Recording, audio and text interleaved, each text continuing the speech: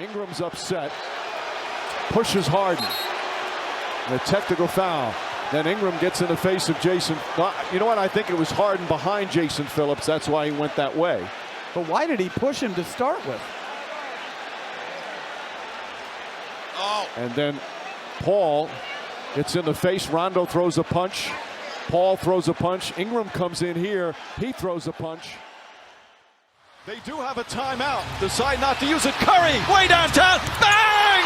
Bang! Oh, what a shot from Curry! With 0.6 of a second remaining.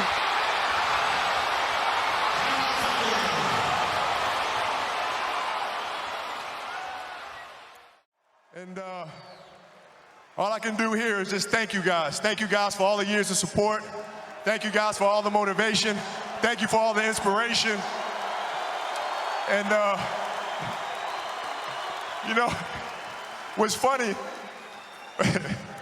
the thing that had me cracking up all night long was the fact that I go through 20 years of everybody screaming to pass the ball. And on the last night, they're like, don't pass it.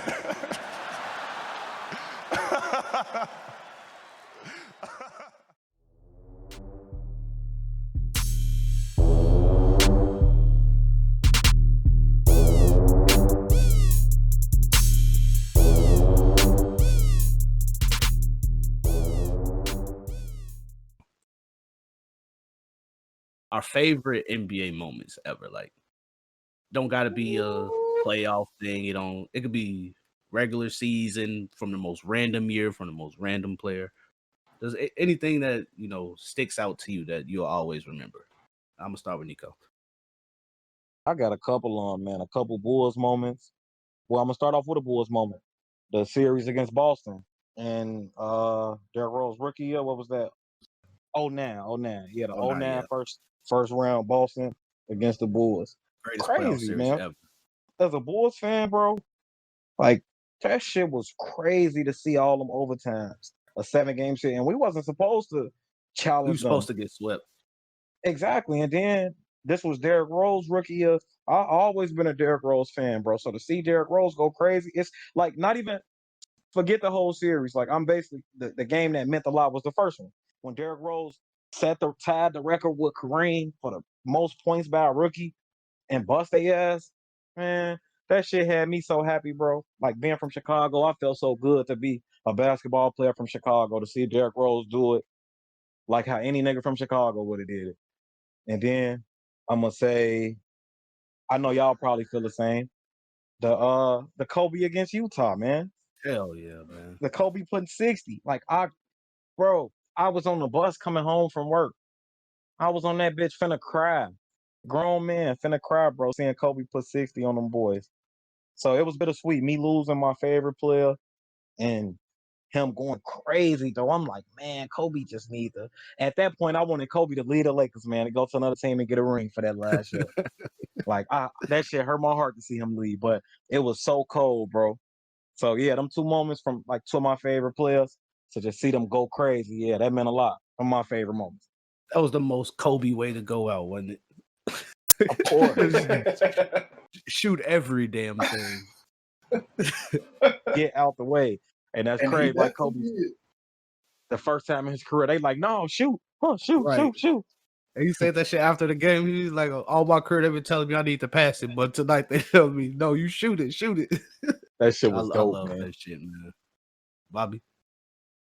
Because I'm such a fan, I can give you like a quick handful. Number one to me was definitely, though, like I can say number one with a bullet, was Ben Gordon giving that 42 off the bench during that same series versus Boston. Crazy. I love that one too, bro. I love Ben Gordon. Y'all know. That was game 2. I was watching that game live on my with my G. Like that was the series. I was like, okay, this is how I know I love this basketball, and this is how I know I'm also a homer too, because he made me believe that we had a chance, and we low key did because we lost that game. Not that game, but that series by like 6 points on some bogus refereeing. I really feel like the league didn't want us to go to the second round. They wanted Boston to win. Just like LeBron against Indiana. My other one, the T-Mac 33 in 13 and 33 seconds. I was watching that game live too. Yeah. To me, that was nuts. watching that as a kid, freshman year in high school. Oh my God! Like to I'm so me, glad I didn't turn away from that game. and to me that was right before like his decline due to injuries. Like to me, like that was him still at the peak of his powers. Oh my God! To see that game live. Oh my God! You know I went to school the next day talking big shit. Look, The next one, recent memory. This is probably the last game I can think of off the top of my head that I went like super like fanboy crazy, which was that 40-footer Steph hit in OKC about 4 years ago. That shit was so crazy. To me, that is the greatest regular season game I have ever seen from start to finish. Because the way him and KD, the entire game was just exchanging haymakers. man, Like- going at it. You hear me? Like Steph would hit a three, KD would come down, hit a three. Ross would dunk on somebody, and Iguodala get a steal, throw to Steph. Because Steph hit like 12 threes that game. 12 exactly. And then he would have had about like 50, 60, but like remember, he got hurt midway through the game. And he missed like a good chunk of the third quarter, came back in, got right back to it. Like ain't shit happened. Like ain't nothing happened. I remember like, at the end of the game, it seemed like it was over because they was down like 5. Yeah, it was down like 5, something like that, with like a minute left. KD had hit that 3 to put them up 5. Yeah, no, they was down 4, and then KD hit that 3, and then Clay came down, hit an and 1, and then they got a steal off KD right after that. Iguodala hit a couple of free throws. They go to OT. KD fouled out in OT, I think like the first minute or so.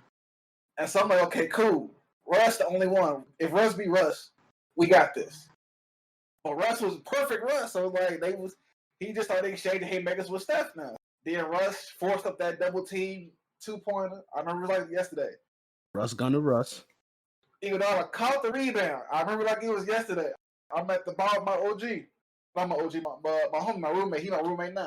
Iguodala gets the ball. I grab my boy's shoulder. I say, please let Steph just raise up wherever he catches. They give it to Steph. Up to that point, I've been watching Steph since 2012. Up to that point. Whenever he dropped the 54 in the guard, he catched the rebound. I didn't watch enough games to know. You can tell when he finna just pull up. Because he'll start slowing down, getting his steps right, getting his feet right. So I'm like, he ain't never finna pull up from the logo. Gee, when he gathered the ball before the shot even went up, I say, oh, we up out of here. See, he raised up. I remember clear as day. I looked towards the Thunder bench. You can see into his character putting his hands up like, what are y'all doing? Yeah, I remember that. Yeah, he was like, "Oh my God, really?" He cashed that bitch out. I remember it was like it was yesterday. I ran around the entire bar, said, fuck it, I'm buying drinks for everybody. Like, gee, I was on at that I point. was glued. At that point, light skinned niggas was up. You couldn't tell me I'm nothing. this light skinned bastard. Shot that bitch from right there. Yeah, you couldn't tell me that he was everything positive in the book. He was the best player in the world, the greatest ever, king of the light skins. He was all that. You couldn't tell me not a word. The nerve to question his unanimous MVP Hey, that year. Man, the gone. nerve! And then he teed up after he traded that bitch, y'all. He teed up, got As he dancing should and have. all. And he got a crib walking in one minute. I'm like, I know this That boss feels wrong. stuff. What is he doing? You couldn't tell me Is that nothing. is that the biggest shot in regular season history? It might be. I'm gonna say yes. I feel like that was the shot that made Yeah, KD say, I'm going over there. I feel like that was the shot that made the league say, okay, we got to shoot more threes. Like I feel like that changed the whole course of NBA That bitch. history. Definitely pulled that bitch, bro. And then my last one is the 45 Bron had in Boston, Game 6, when he was with Miami in 2012. As far as a playoff game go, to me that was the greatest playoff game I've ever seen. Because remember, up to that point he hadn't won. And remember, he went down in that series 3-2 to Boston.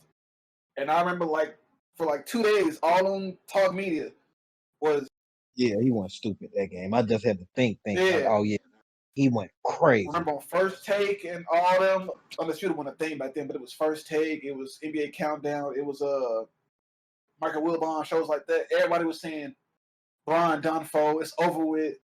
His legacy, he ain't that. You can't put him, he ain't the best player in the world. Like I was hearing everything in the book. And I remember Hey, clear as y'all day. boy came at his head though. Y'all boy Paul Pierce hooped Yeah. that game. He ain't go. He had 30 at the half and had only missed one shot. He was 10 for 11 with 30 at the half. It was none of that talking LeBron do. It wasn't that smiles he do. He wasn't passing like that.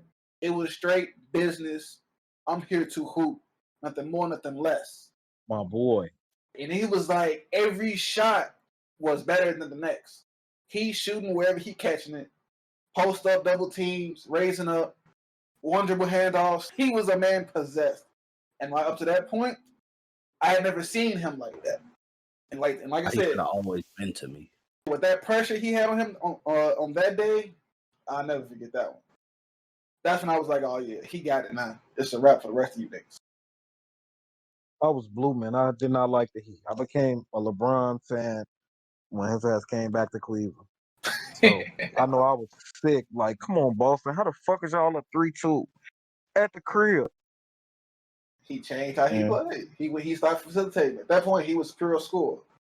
Yeah. The league lucky. Like, if that was LeBron every night, man, he'd be challenging Mike. That's what I be saying. Like, he should have always been like that, in my opinion. That ain't his Because game. can't nobody though. stop him from doing what he want to do. For sure. It just ain't his game, bro. We talked about that, I think, last week. Like, it'd be a lot of guys. Like, yeah, that's gonna lead into you're right, yeah. One of the other topics. But a lot of guys could be scorers. They could be great players, but it's just how the game come to them naturally. It's to pass. It's to set other niggas up first, get points here and there. And LeBron James like a Scottie Pippen, but he just a better scorer. He have to score for his team. I say all the time, the best way to describe LeBron is his greatest attribute is his passing and reading the floor, him being the floor general. His side job is scoring because he just happens to have to score, and he just usually happens to be the best scorer on the team. But his natural instinct is to pass the ball. Me at the very top is that Steph Curry shot in 2016, bro. It gotta be. It's at the very top.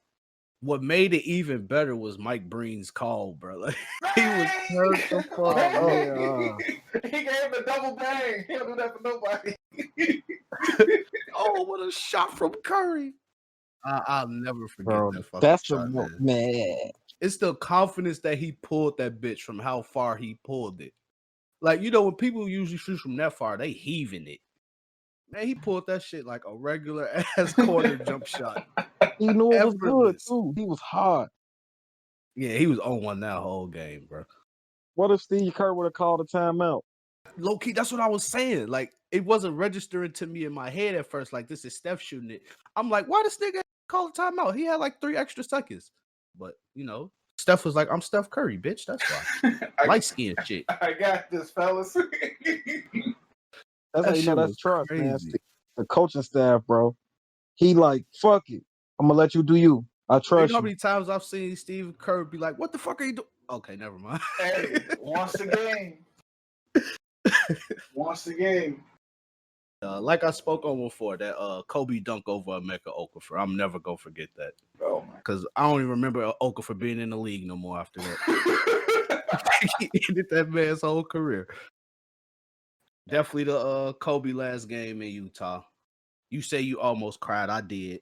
I always knew I would when Kobe retired. I knew I was gonna cry. Just like I said, if he ever passed, I was gonna cry like a baby. And both times I did. Y'all gonna find this one funny.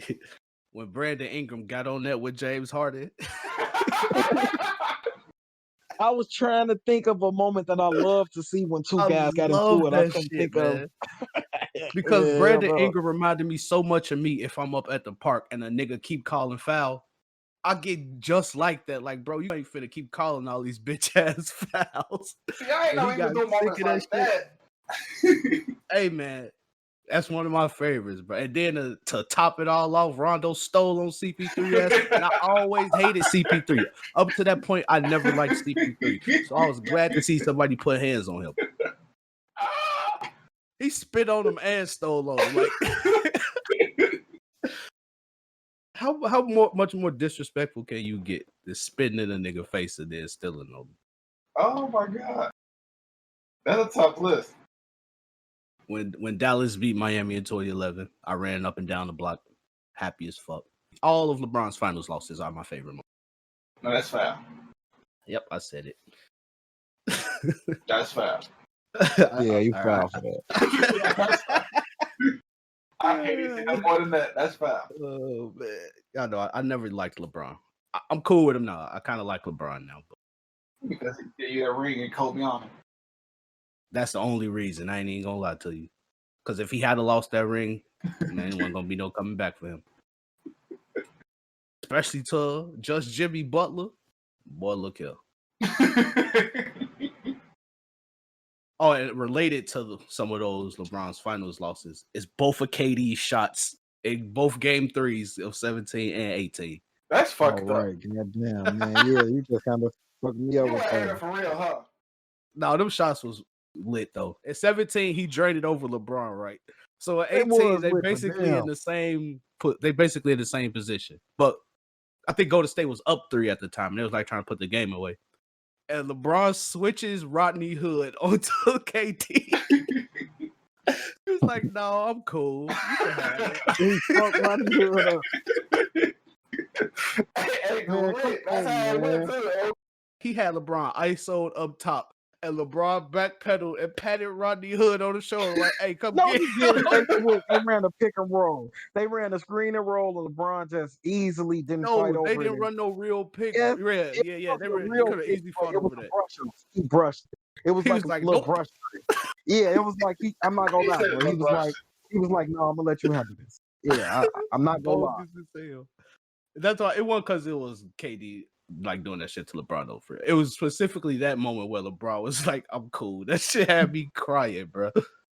Oh man, that D Rose dunk over Goran Dragic, bro, when he was like in his prime. Hey, I was watching that live. Oh my god, dude. When Stacey King was like, "I want to go higher." What are you doing, Patrick? I didn't see that one in person, but I saw the Oh, D man. Rose dunk on Joel Anthony when he split the double team in the playoffs. Oh and yeah, poked. he crunched him. Man, that shit had me like I was speechless. That got to be one of my moments too. That shit had me speechless. Yeah, you're right. The D Rose posters. Oh, he cocked that bitch back and just you feel me? And you could see him Killed. rolling up for it too. That was crazy part. Like you saw him catch it, look The at whole grab time it. I'm like, Yeah. Dragic, don't do it. Don't jump. Don't do it. He shouldn't even be in the league no more. You about to get baptized. Oh my god. Crazy. He thought he was finna do with Derrick Rose. He actually jumped. Yeah, like what he thought, Joe. When you really think about it, like what did you think you was finna do? you had 0% Derrick chance Rose, of blocking his man. shot, bro. He was looking down at him when he dunked on him. He was looking on the back of that nigga head. That shit gave him a boost. Like when Right. his body hit him, it made Derrick Rose go higher. Just Finish bounced off him. his little skinny ass. And just to top it off, MJ's last shot with the Bulls. Respect. We don't use enough MJ moments. But respect, because I remember that. That's one MJ moment I remember being a kid, like watching it, like, yeah, that was tough. Yeah, we gotta start getting MJ his respect. We were spoiled in the 90s, bro. Because Yeah, I we were. legit used to like barely watch some of their regular season games because, like, man, I'll let me when the finals come. Because I knew we was going to the finals. That's how spoiled we was. We used to riot in the city for no reason. Like, we should have been used to it. I Every remember, time they yeah, won, they was looting and rioting for no reason. it's like it was natural, bro. Like that was, yeah, we was spoiled. I never thought about it like that. Like that was well, when the summer come, we go out and party when the Bulls win. Like this Yup. is some shit that just happen every year. Right. Like, this is just a part of everyday life. And look at our sports teams now. Shout out to my Cubs, though. I ain't gonna never forget that shit. Unrelated Yeah. to basketball, but another one of the moments that made me cry. Wait, Never before thought of, Cry for the Cubs. man, when the Cubs won that World Series, bro, I was in here like a little wham baby. I'm trying to tell you. man, when they won, I ain't cry, but I was deep. it was a regular day for me. I ain't gonna lie to you. I didn't show up to no White Sox parades, fan. none of that. No, but wait, before we get off topic, because this is still on topic to me, because I didn't know we was doing those kind of moments. So I got one more to add in there. All right. Do y'all remember? It's on the top of the dome. I don't remember the exact team. I just know it was the Clippers. But I know y'all remember the whole what's it called? Are you talking about DeAndre Jordan dunking on Brandon Knight? No, it wasn't nothing like that. It wasn't like it wasn't an actual play. It was low key like the things that happened after the game. It was a Clippers game. Oh, Clippers against Houston went. Oh, Yeah. when James Harden was trying CP? to send it up. Yeah, and it was like the whole secret hallway, secret passageway Chris thing. Paul tried to go in they locker room. Yeah. He was in It was field the with, Clippers versus Austin Rivers. Houston. Now I remember. Yeah. Houston. I know y'all remember that. And like it's had I remember NBA.